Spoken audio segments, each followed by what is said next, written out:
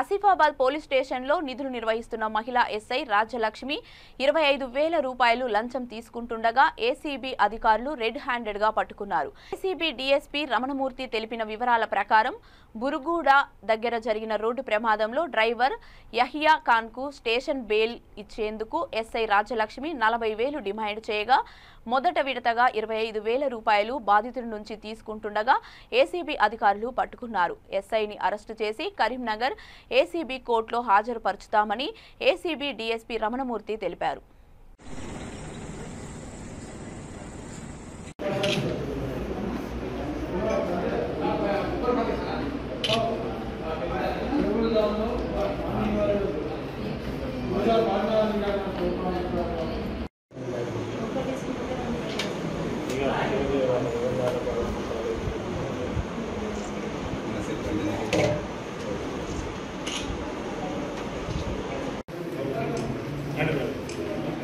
రమణమూర్తి, నేను ACB DSP Karimnagar అండి, incharge Adilabad.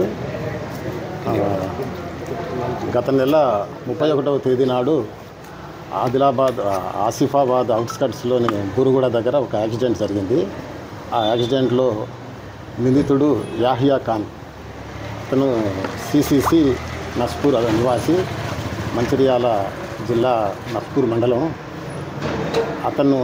అతన్ని బెయిల్ మీద రిలీజ్ చేయడానికి సిఆర్పిసి 41 నోటీస్ ఇచ్చి మరియు ఆయన వెహికల్ని పోలీస్ స్టేషన్ నుంచి రిలీజ్ చేయడానికి గాను ఎస్ఐ రాజ్యలక్ష్మి గారు 25,000 రూపాయలు డిమాండ్ చేసి వాటిని ఈరోజు 25,000 తీసుకుంటూ రెడ్ హ్యాండెడ్గా దొరకడం జరిగింది.